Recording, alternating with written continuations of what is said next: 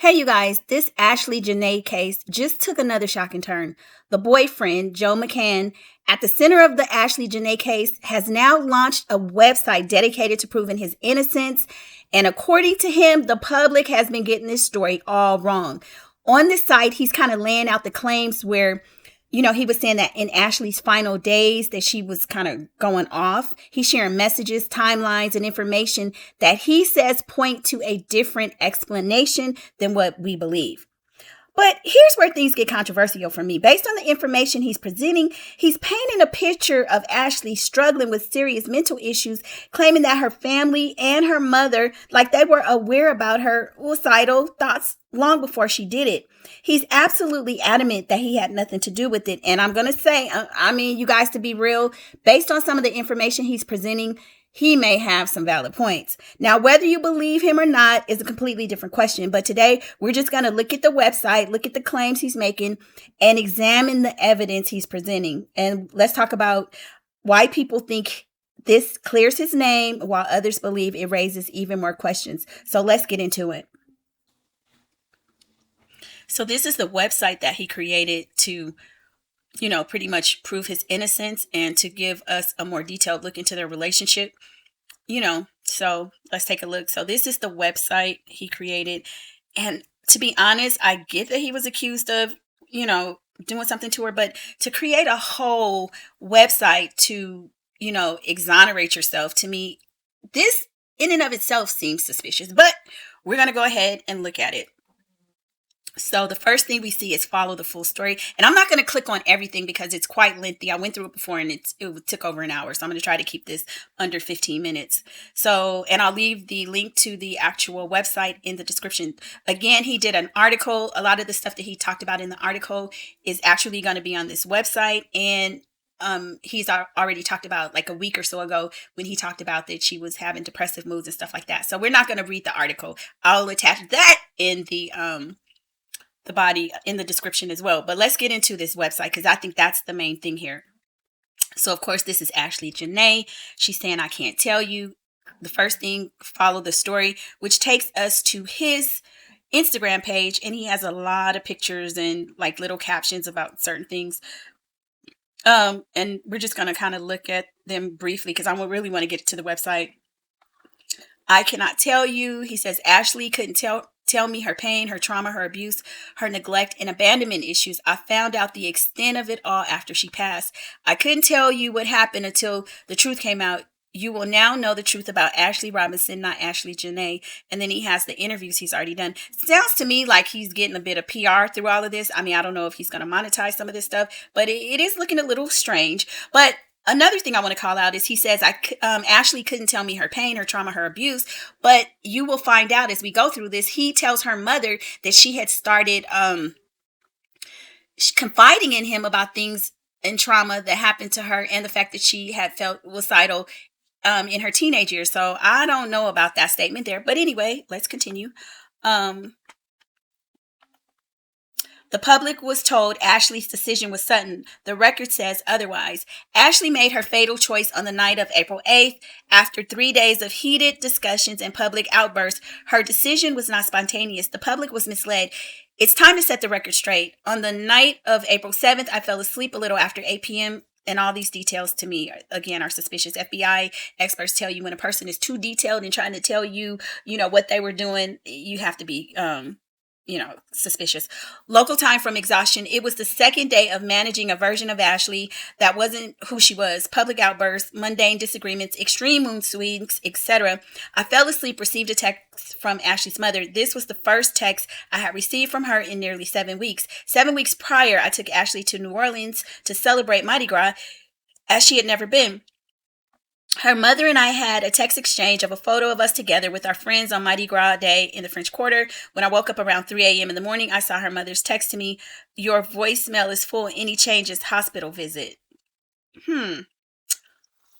Okay.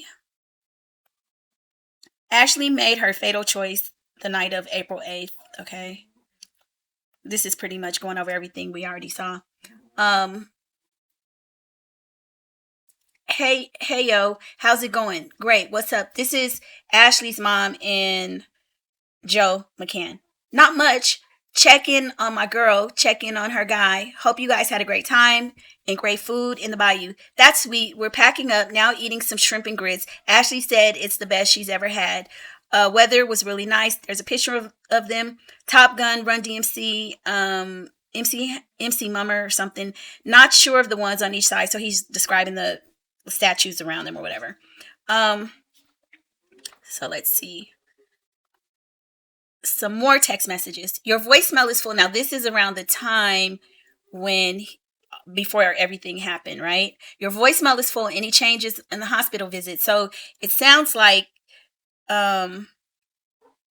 this is April. Okay, so there must be. Okay, so this is saying April 7th, but they're a day ahead, I believe, over there. So the timeline is going to look a little funky. But anyway, so we're just going to say this is all around the time everything was happening.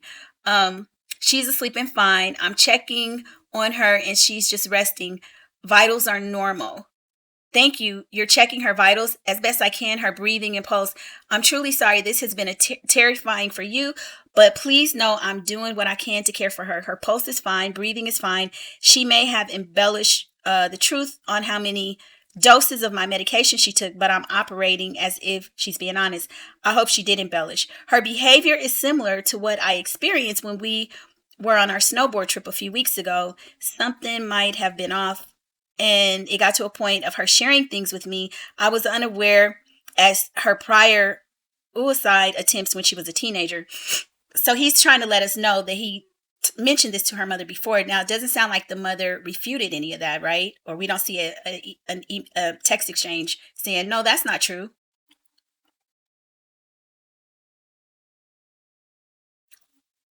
It says Ashley had contacted her mother and told her that she took a large dose of my medication. When I woke up, I sprang into action to ensure Ashley was okay, repeatedly updating her mother with her status, including her vitals, even buying her a refundable ticket home to Philadelphia on JetBlue. I'm not a doctor nor a first responder, but I stayed up all morning to assure she was okay. That's a little weird though. But anyway, he says, and this is a text exchange with her mother, Yolanda. I'm taking this very seriously as I didn't know she had this behavior pattern. The mom says, I just need you guys to get through the next couple of days and get back to the States. And then we need to discuss a visit, possibly an extended one for her and one for you as well. Interesting. I don't know what that's supposed to mean. I'm also not suggesting I'm a saint here. You know that arguments between couples happen. It's the level of rage and violent screaming in public that is new to me for her.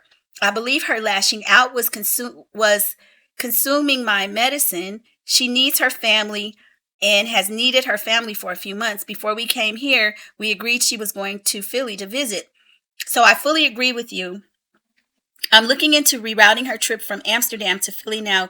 We fly from Dar es Salaam to Amsterdam, then Portland. She's awake. It's 4:45 a.m. here, just for reference. Okay, she seems okay. Yes, she's fine. So this was all before, they found her.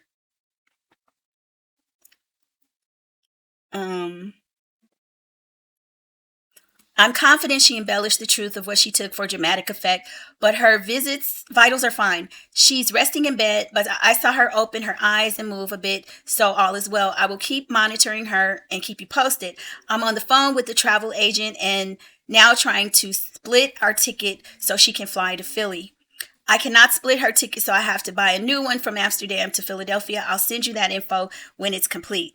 Maybe it will be easier to keep your flights back to Portland. She can put her vacation stuff down and she can get what she needs for the bipolar weather of New Jersey. Possibly more flight options from Portland and shorter travel alone. Okay, so this looks like he's showing her the ticket information. One thing let me go back real quick. Now, one thing I want to remind you guys is in the earlier police reports, stuff that we saw online, not having somebody locally tell us, but what we saw in news reports, allegedly it had been reported that some of the hotel guests had told the police there locally at Zanzibar. I don't know if it was the local police, the hotel security, but it said that they had told the police that there was a guest that was under observation, or they were suspicious that she might have tried to unalive herself. So I remember reading that. And that is something that they said occurred before she actually fully did it. Now, the other thing is, what kind of medication was Joe taking? If he's saying she took his medication, what did she take? So that's the flight. So Ashley became livid, claiming I was trying to get rid of her. I explained I was only trying to help her as well as what her mother was requesting, and that she didn't have to go, nor was I getting rid of her. I was simply trying to help. As Ashley got more upset, I decided to head to the restaurant by myself, get some coffee, as I was exhausted from being up all night. She went back to ChatGPT for guidance. Now, he's going to talk a lot about her ChatGPT interactions. Let's see. I don't know if this is ChatGPT, but let's see. And Joe got into a heated argument last night. About 8 a.m. this morning, he gathered his belongings and left for the day. His suitcase is here, so I know he didn't leave the resort, but it's 10:30 and I have not seen or talked to him. No text, no nothing. Okay, so it looks like this could be her talking to ChatGPT. This isn't a great sign of behavior wise, but it's also not automatically a relationship crisis. It is a moment that matters.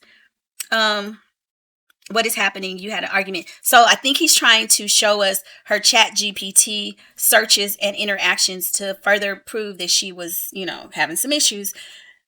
Then he says, "Can you die of a broken heart?" Ashley died. The legacy media ran with false narratives, race, wealth, and power instead of the truth about the mental health issues that afflicted her. Okay, so again, you guys can go read in depth all of the stuff that he said. I'm just kind of highlighting things. And he posts pictures. And let's see if there's anything else here. Oh, this is a good one. The media said Ashley's belongings were missing. The records show otherwise. Where they went.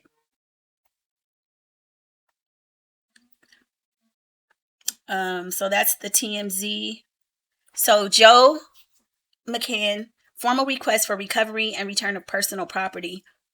Attached is a formal letter signed by me and my attorney requesting property that I purchased and that Ashley used when we travel. I'm submitting this request to identify whether the items were sent back to the family, the address they were sent to, or if they are still at Corona Funeral Services so I may retrieve them. I have also attached supporting documentation showing my credit card purchases.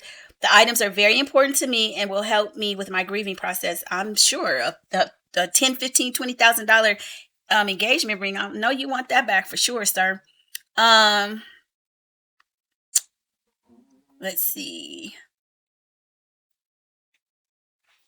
Greetings. We received your message this morning and followed up with Corona Funeral Home Services regarding the status of the shipment. They confirmed they received the personal belongings from the police and shipped them to the legal next of kin shortly after the remains were repatriated. Please note, Corona did not receive an inventory list from the police and they did not open the bags to conduct an independent inventory. However, Corona shared the attached photo, which appears to show items you are inquiring about. The items marked with the green dot were returned to you, the remaining included in the shipment to the family. So I don't see anything about the ring because allegedly the family had asked about that. So these are Ashley's belongings. Okay, I'm assuming. The morning started at the Malindi police station before I was supposed to attend her autopsy. The mortuary where the autopsy was conducted, Ashley was inside. Let me go back because I might have missed something. So Ashley's belongings.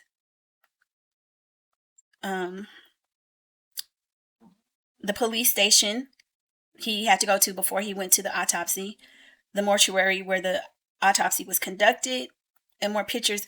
And hours later, their belongings arrived. Now, interesting thing that I'm noting here is the fact that I don't know if I was grieving or something so horrific had happened to me that I would have the wherewithal to take all of these detailed photos. You know what I'm saying? Documenting everything, all these pictures. It's almost like you are trying to get evidence to prove that you're innocent. I don't know. Because, it is looking, like maybe something was amiss, but I don't know. So I guess they're showing, I don't know what these are, but, just more information.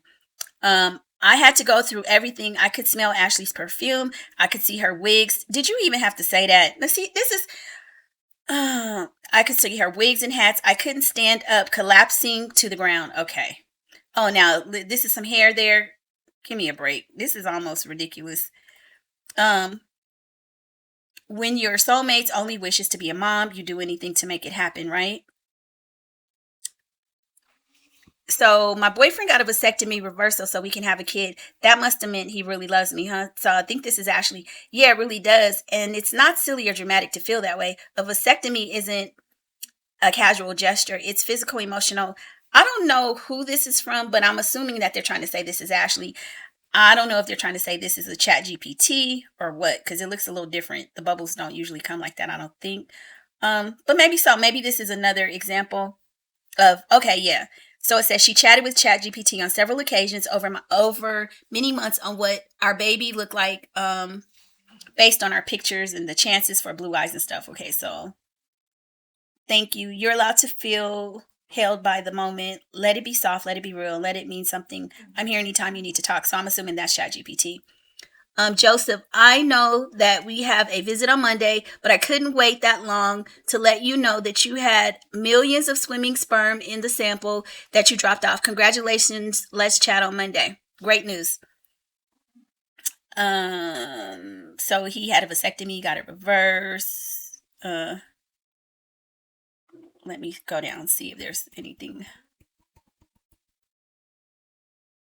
They had a video call with, okay, I'll go up. He had a vasectomy reversal. Got the surgery in late January. And then on March 6th, my surgeon was so excited to tell me the good news that he couldn't wait for our meeting on Monday, March 9th. Nonetheless, we had our video call on March 9th with Dr. Bash, and he was elated for me and Ashley and gave me some tips and follow-up instructions. Earlier in January, Ashley went to ChatGPT to confirm that I really did love her given the surgery. At one point in 2025, I asked Ash, what's a bigger sign of commitment, a ring or a vasectomy reversal? Unfortunately, the very next day, Ashley got some terrible news from the doctor that she may not be able to conceive. This absolutely devastated her. A couple days later, we were in Bend, Oregon on our snowboarding trip. She was never the same after she got that news. I get that that's kind of devastating, but as soon as she got that, now it's almost like he's saying it just she had a mental break. Listen to what he says. She was never the same after she got that news. You guys hold that. Now, Ashley's supposed to be the smart girl. Did she not think there's IVF? Did she not think there was adoption? Did she even try anything? She got the news, but generally speaking, and I don't know because I have never been told that, so I'm not going to venture to say, but there's so many other alternatives. I'm just finding it hard to believe that it just broke her. I understand you could be sad, but generally our friends or family or whomever, they give us other options and people kind of talk you, hey, there are other things you can do. So the fact that he's saying after she got that news, she was never the same, I don't know about that. So she says, so I need to test my ovulation at home again. If I don't get my period or a positive test by the time I see her next on the 30th, I have to do blood work. Okay, love, are you okay? The lack of period is kind of alarming, especially for the timing. Yeah, totally. But your cycle been kind of jacked all year. By all year, you mean 2026? Yeah, because my cycle has been fine up until the Vegas trip. I thought the prenatals threw you off and intense cramps. It was intense cramps, but I still got a period and it still came on time. Either way, I'm not going to overly stress. I have to go back tomorrow. They gave me a few tests today, then I'll go back on the 30th.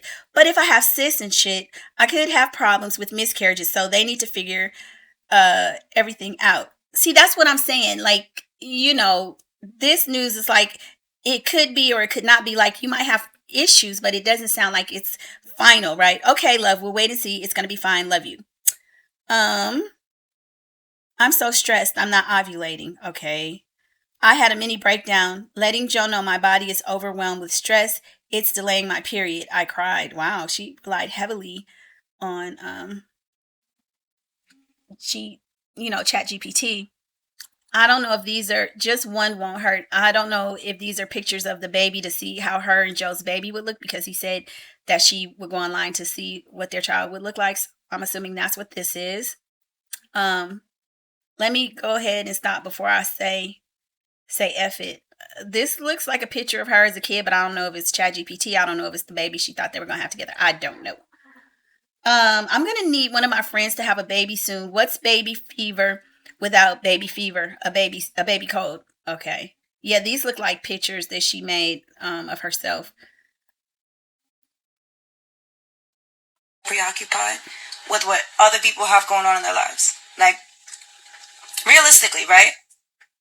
Realistically, if we were together, or if we weren't together, does that change anything that you have going on?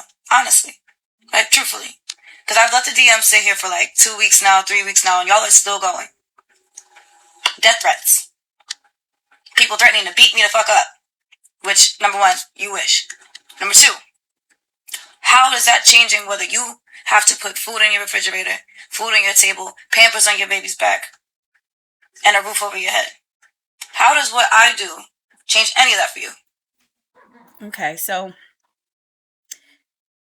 that's just her talking about their relationship, and I guess people coming after her after she, they went public. When you love someone, you will do anything to save their life. So this is Dr. Miss Voice Call. Lucca told me to call you about air ambulance. Yes, I will do anything it takes to save her. My suggestion is there is a better hospital called Aga Khan Hospital in Dar es Salaam. Well equipped. My suggestion is to transfer her there. So we did hear that she had been transferred to more than one hospital. So it sounds like, he's showing proof that he tried to get her moved and, get her the best treatment as possible. I'm standing by and will pay with my credit card. They contacted the air ambulance. So if he's doing air ambulance and all that stuff, that does look like he's really trying, And it's showing how much he paid, like 10,000 US dollars. He says, you tell me what is best for her and I will pay. So there you have it, right?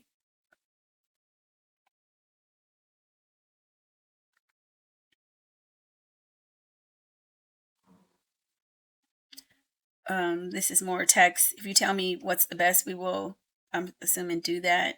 We fly together, or I will come with you somehow, some way. Search about Aga Khan Hospital and let me know. VS what hospital? I will cover your costs. Is this price per person or total?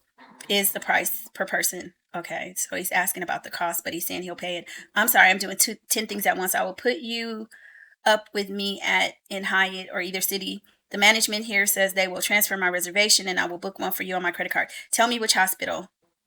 Let's do it. I can give credit card right now. So he's showing his credit card. Wait, I'm in contact with ICU. So it sounds like he's telling the person who is assisting, I guess it's the doctor, that he's going to make sure, put her up near the hospital that they're going to transfer Ashley to via air ambulance. Flying doctor. So this is the air ambulance details. The medevac, like they were saying everything in US dollars, so approximately $12,000. He's showing he paid it. Medical report, passport, all that stuff. And then he goes on to show more pictures. Let's see.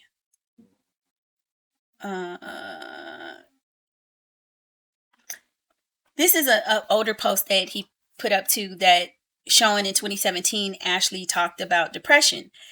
And it says, depression unalive. Why didn't she tell us she was depressed? And Ashley, it basically says she did. She told you when she started hiding in her room. She told you when the cat suddenly started scratching her more than usual. So basically, she's saying that, when people are depressed, it's out there, but a lot of people don't pay close enough attention. And that's why you don't know. So he's just trying to illustrate the fact that, she was depressed or talked about it.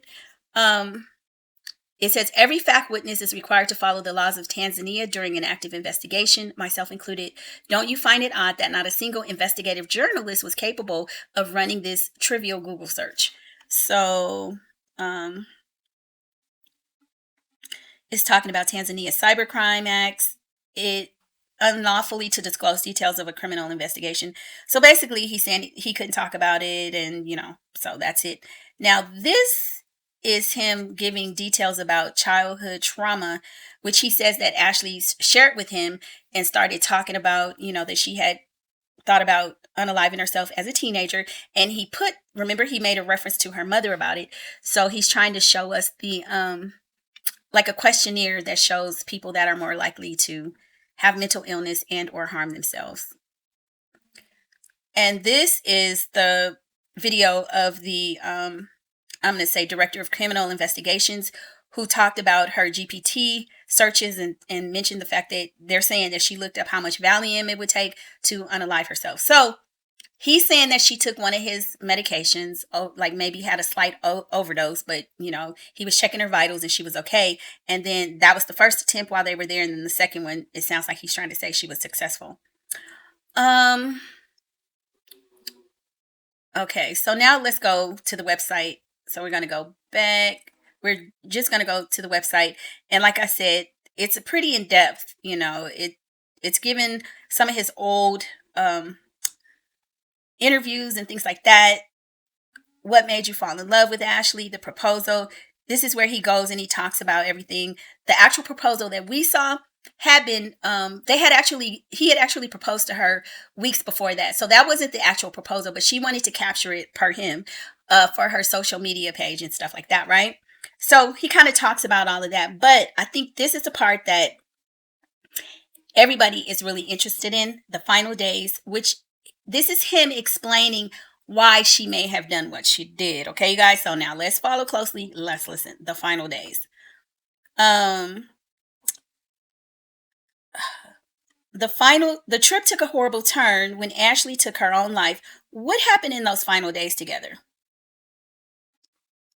To understand what happened in those final days, it's important to understand what happened a few weeks prior to us leaving Tanzania. So he's giving you all the backstory, why he's pretty much saying this is why she did it. Like, this is a confirmation that she was headed that way. Because Ashley's behavior at the Zuri Zanzibar resort was entirely consistent with her behavior a few weeks prior in Bend, Oregon, while we were on a snowboarding trip. Ashley and I planned on having a family together. Ashley desperately wanted a baby girl. She had her name picked out and everything. She queried ChatGPT on several occasions over many months about what our baby would look like based on our pictures, the chances for my blue eyes versus her eye color, the best time of the year to get pregnant, and so on. She told me she wanted a daughter specifically so she could love and care for her the way she always wanted to be loved and cared for as a child. This is letting us know that she felt that there were some issues with the way she was raised. I mean, that's what I get from that last sentence, but she's not here to defend herself. However, in January 2026, Ashley learned from her doctor that there was a possibility she would not be able to carry a child. She was devastated. That night she broke down. I consoled her, told her everything was going to be okay and we're still going to have a baby. We arrived. Okay, this is where it gets crazy. So let's keep in mind, he's already said that in the prior on the Instagram, once she heard that she wouldn't have a baby, she was never the same. So the dramatic shift has already happened prior to them getting to Bend. Okay, so there's a whole new Ashley. All right, after she was told, she was never the same. When we arrived in Bend on March 12th, 2026 for our snowboarding trip, her behavior dramatically changed. Ashley was completely unrecognizable in her actions and words, a different person. She was visibly upset. She was screaming and yelling about things that would typically not merit even a short discussion and threatening to end our relationship. While I was in Zanzibar after Ashley passed, I learned from authorities in Zanzibar that Ashley had engaged in a lengthy question and answer session with ChatGPT about taking significant amounts of Valium as well as how much it would take to unalive her. In his press conference on June 4th, Zuberi Chimbera, Deputy Director of Investigations for the Zanzibar Police Force, confirmed the existence of this ChatGPT session. So remember, he also said that she had taken a dose of one of his medications. We still don't know what it was. On March 13th of our first day of snowboarding, she hit her head on a rock and sustained a concussion.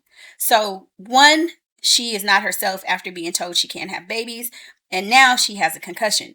Even though she was wearing a helmet, however, she refused to go to the doctor. For days, Ashley complained that she was dizzy, was forgetting things, and she said only moments prior. Nonetheless, she insisted on riding multiple days on the mountain after it occurred. So even with this concussion, she still was going out and, they were snowboarding or whatever. So this is an email exchange between them, and I'm assuming this is on their Oregon visit. Hi, are you okay? I had to get a bite to eat. I was very dizzy. Sorry I didn't update you. I'm feeling better, but I needed water and a seat. Heading out in 4 minutes or 4 p.m.? 4 minutes. I had to check out. Check out from where? I said I need to eat. Oh, right. I'm in the car now. Please be careful. And if you get dizzy, just pull over and I'll come meet you. So those were text messages after the concussion. After I pleaded with her for days, she went to the doctor. When we got back to Portland, the doctor confirmed her concussion and prescribed her medication. Okay, so the concussion was real because there should be doctor verification. Here's another text message. This text conversation following the panic attack on the highway outside of Bend, Oregon. It's not safe out here for you. Please get in the car so I can take you home. I'll leave you alone so you can have some time to yourself without me around. You are 6.6 miles from home. It's going to be dark in an hour. If you walk, it'll take you 2.5 hours. You are not safe out here alone. I'm begging you. You said your piece. While in Bend, I was on the receiving end of multiple public outbursts by Ashley, a behavior that I had not previously seen from her. My response to each outburst was to physically distance myself to ensure that I was removed from the situation. At one point, Ashley tried opening the door of my car at a high speed on a rural highway on the way back from the mountain. I pulled over when it was safe to do so, as she was having a panic attack, another behavior I had never seen before. She got out and then began walking back to the house on foot. I pleaded with her to get back in the car. It wasn't safe for her. She walked a mile, then got an Uber. Okay, so that was the prior text that we had. When I knew she was home safe, I arrived back at the house and saw that Ashley was standing barefoot in the driveway. She began to take all of the snowboarding equipment out of my car, threw it all over the front yard and driveway. She then threw a snowboarding helmet towards me at a point-blank range, striking me in the face. I did not retaliate. I picked up the equipment and placed it back in the car and asked her to come inside. So this is him letting us know that she's having some kind of a mental break. Now, this is the picture where he's showing the items that she threw in the middle of the road. This is her looking a little disheveled. If you see her hair, that, from the Ashley that we see that's very well and polished, this isn't her. So it just sounds, he's making it look like she is having a problem, right? Photo of the snowboarding equipment thrown across the front yard and driveway in Bend, Oregon. From there, she went outside and began to walk into traffic while threatening to commit unaliving by being run over. I pleaded with her to get out of the road and get her back inside, after which I left the house to create physical distance between us so the situation could stabilize. She called and texted her mother, Yolanda. So this is that picture. Now, it looks like she has the same thing. Let's go back. Yeah, she's wearing the same thing that she had on when she was outside throwing his items. Let me go back just to be sure, because it looks like the same, white, and she doesn't have any shoes on there, but it looks like she has shoes or socks or something. But for her to even stand on the road, even if it's slow traffic, is kind of odd, so it's looking suspicious. He says that she got out, so I don't know. He's saying that's where she got out of the car during a panic attack. Ashley also texted me our relationship was over and she was moving back to the East Coast. He says, you gave up on us this past week. I felt something was amiss, and then you finally told me that your sadness was associated with your feelings of not being able to have children. Then it all made sense. I gave you grace, and then you came right back at me. I asked you to calm down. You refused. Previously, you threw a snowboard helmet at my face, and your behavior was concerning me, so I decided to leave the situation. I'm devastated for us. You refused to talk to me. So that's the text messages. However, I got on the phone with her and she asked me to come back to the house, so I did. When I entered the house, she began to cry and admitted to me that she was terrified she was not going to be able to have a baby and that I would leave her. I held her and told her it was going to be fine, that I would never leave her, that I bought a ring so we could get married, and that I was committed to her. The next day was like a switch flip. She was completely back to normal. She had me pull over on the side of the road to joyously run through a green field. Okay, so this is a picture that he sent. So we know it's probably the same time because again, she has the two braids, and that's the same style that she had in the earlier photos, right? So it looks like we're going to Zanzibar. In Zanzibar, Ashley's erratic behavior turned on April 6th. Right after we arrived at the Zanzibar resort, one day after her birthday. The first of several public outbursts happened at lunch on April 6th with a server present. In 2 days that followed, we engaged in a series of heated discussions in our villa as well as in public areas, instigated by these outbursts. Ashley's behavior had grown even more bizarre than the behaviors I observed in the bin. She was chain smoking cigarettes. That's crazy. Ashley didn't smoke. So it's just odd for me that a person, unless you have a split personality, I don't know, would just start smoking randomly. That's crazy. She woke up and drank a bottle of white wine immediately. Okay, all of this behavior, like, it's just like a whole different personality the way he's saying it. And it is making her sound like she's kind of crazy. I'd never seen her drink in the morning except maybe a glass of wine or a mimosa at brunch. This was not Ashley at all. This was someone else. Okay, so here's another message, text message. I have not and would never yell or scream at you in public. You put your hands on me yesterday. You threw a snowboarding helmet at my head at point blank range. You screamed in public multiple times in the bin, and now Zanzibar. You really don't see the issue here, do you? She said, this really not a conversation I will continue to have over text. When and if you are ready to speak either on the phone or in person, that is fine. You are not hearing my point of view. I keep hearing yours and acknowledge them. See, we don't know what caused these arguments between them. I mean, he has painted her to be erratic and crazy, but how do we know that she didn't discover something just, you know, devastating, right? To make her go to this point of, you know, just appearing just crazy. Like, she could have found out something really, really bad. Like, I know she's appearing, or the way he's describing it, as if she has some kind of a mental break.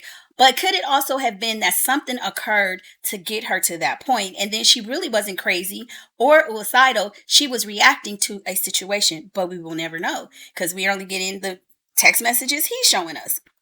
Throughout our time in Zanzibar, Ashley demanded that I take the engagement ring back from her and insisted that I call the engagement off. I declined every time and told her I wanted her to be my wife. She took the ring off and placed it in the safe. Eventually, I was able to calm her down enough so that we could at least go and enjoy the beach together in what proved to be a pleasant escape from reality.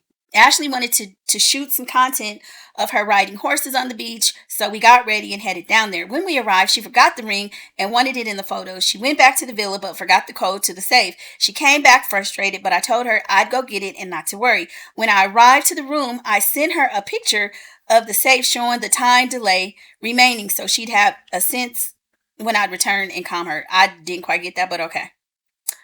He said, you need to sign a paper at the front desk. Just come back when you're ready. Because you entered the wrong code 5 times, the safe locks for 10 minutes. There's still some time left. I have to wait. So this is showing April 8th. So at this time, she's alive and everything okay. And he says, where are you? The photo Joe sent Ashley of the villa safe showing the time delay countdown remaining. The following one is one of the last photos of me and Ashley together. She requested that a bystander take some pictures of us, and in true Ashley fashion, she was directing the production while displaying the ring. Now, interesting, you guys. I see her showing the ring. This photo is a cloudy. The water looks, it just looks dark. Those few little cells. But this doesn't look like a happy photo. It's almost chilling, right, of what's to come, to be honest. Like clouds over the relationship, because if he's saying this is the last photo, how haunting. To me, that's just how I see it. But wow. Shortly thereafter, Ashley and I were chilling out on the lounge chairs in the sand. When it was time to go, I got up, walked to the bar to pay our bills. At this moment, Ashley began another outburst that drew the attention of nearby security personnel. I told her I was simply going to pay the bill and pleaded with her to remain calm. She decided she would go back to the villa. I told her I would stay behind to watch the sunset. When Ashley left, I decided to contact the Zuri Zanzibar guest services via WhatsApp to inquire about a separate villa. So this is all on April 8th because, he's saying this all happened after, the incident with the ring and everything. So he's calling. Okay, we'll be there, Asante. Thank you. We have booked it for you already. What are they saying they already booked? Because he's asking about, do you have any villas or rooms for rent tonight or Friday? But see, maybe it's out of order. I don't know. That's a little odd to me. Thank you. We have booked it. What did you already book? Because he's inquiring about any additional rooms. Hello, Mr. Joseph. Thank you for your message or interest in a villa. For tonight, we have only 3. So they're going back and forth. How much is the 3rd bedroom? The 3-bedroom per night is at $5,600. So that was just his inquiring about a separate villa. I then walked back to the villa after taking a shower. Ashley initiated another heated discussion. It was at this moment that I finally told her, okay, give me the ring back. The engagement is off. She reacted by yelling, smashing lamps and glassware in the room, and telling me, among other things, I hope I choke tonight and die. During this time, someone from the neighboring Villa 24 contacted the front desk, letting them know that a couple in Villa 25 was having a disagreement. Within minutes, 4 security guards showed up at our Villa 25. Suddenly, Ashley became entirely calm, explained to the security that there was no issue and that everything was fine, even going on to say to them, as the woman in this situation, I would let you know if there was something wrong. So he's saying she played it off and they left. Because it's interesting to me, did they go in and look at the room and see the broken glass and all that stuff? It says, at this point, the head of security asked if we needed some time or separate villas. I volunteered. Okay, because remember, they did say that hotel security separated them. He said he volunteered. So he's letting you know he was calm and collected. He volunteered to do it. He volunteered to get a separate villa and explained to them that I was already in touch with guest services over WhatsApp. My bag's already packed. I left to head to the reception desk, handed my key for Villa 25, and received my key for Villa 65. Now, remember, there was a lot of discussion online as to whether or not he still had the key card or the key or whatever to get back into the room. He's saying that he didn't have it. So that is letting you know he didn't have access to the room. But I know some of y'all going to say he could have crawled through a window. But anyway, he's trying to let you know he gave his key back. Once safely apart from Ashley at the reception desk, Ashley's mother tried calling me and texting me that Ashley wouldn't answer her phone calls and that Ashley was texting terrible things. Now, remember the mom said Ashley and her had talked and that she had told her that they had had a big fight, right? But it's interesting that the mother never alluded to the fact that she thought Ashley had said anything terrible. Maybe she was keeping it under wraps. I don't know, keeping it private. But, this is the text message. So did you take your things or is it still in her room? It's possible some of my stuff is there, but I have most of my things. What room is she in? Is she not responding to you? She's texting me, Villa 25. She is texting terrible things and won't answer the phone. Is it possible to fly out tomorrow? So it sounds like something was going on. When she says she's texting terrible things, is she texting terrible things about how she's feeling, her mental state, or is she texting terrible things about you, Joe? That's a question, right? Because Ashley's not here to tell us. I then headed down with Zuri staff to my new villa, number 65. Okay, so we're jumping back. So we're going back as him saying he gave them his key and he went to his villa 65. I then started to receive incredibly disturbing texts from Ashley stating her clear intent to take her life. So there you go. He's saying that he has text to prove this. I tried calling her multiple times, but she wouldn't pick up. I begged and pleaded with her, but to no avail. No need for flight info. Take care of your kids. I wish the best in the rest of your life. Oh, God. Ugh. So he's saying these are the final messages in the final hours. Sorry I wasn't good enough. I tried my best. Goodbye forever. Remember me as someone who cared. Don't let anyone I didn't like carry my casket. No attempt this time. Goodbye, Joe. I don't know, you guys. I don't know. Y'all gotta. It's looking like these text messages can be authenticated. Putting you out of your misery. Please call me. Please leave me be. I keep calling you. Stop. I'm begging you, please, please, please answer my call. Please answer the phone. You're scaring me and your mom and everyone who loves you. Please, I'm begging you. Now, oh my God. Now, I just had a thought. What if he actually had her phone the whole time? You know what I mean? I mean, that could have been, that's a possibility. I'm not accusing him. I'm just looking at all the possibilities. I mean, So I'll go and call, blah, blah, blah, cancel, cancel. I also called her villa directly 3 times by pressing number 1 plus the villa number 25. She never answered. Her last communication to me was simply the word stop. I mean, if she texted these and these texts are true, then it does sound like she was suicidal. Authorities said when you were at the Zanzibar hotel, there was some kind of disagreement and you two ended up in different rooms. Can you clarify what happened? At the time, there was a great deal of speculation about what happened. Her parents told me that they felt Ashley's death was suspicious and that she didn't have mental health problems. What do you think about those comments? While as a parent myself, I empathize with her parents in the deepest possible way, I find these comments utterly confusing. The devastating reality was that Ashley, who was a truly wonderful but tortured soul, did suffer from visibly evident and significant mental health problems. Moreover, to anyone who insists on believing against all reality that Ashley's death was suspicious, I would suggest they watch Deputy Director Chimbera's June 4th press conference, in which he left zero doubt that Ashley's death was tragically by unaliving herself.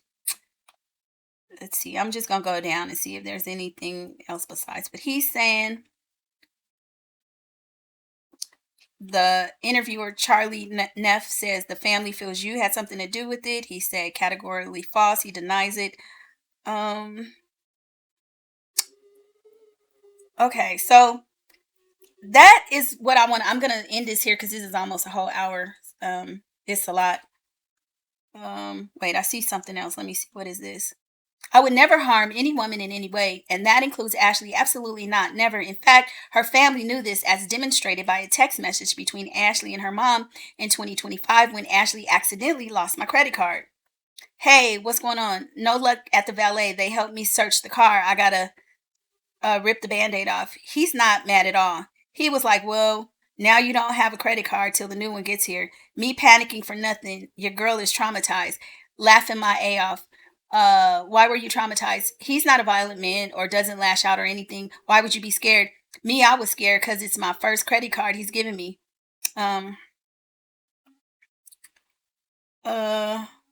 He's saying he's tolerated her physical assault on him more than once.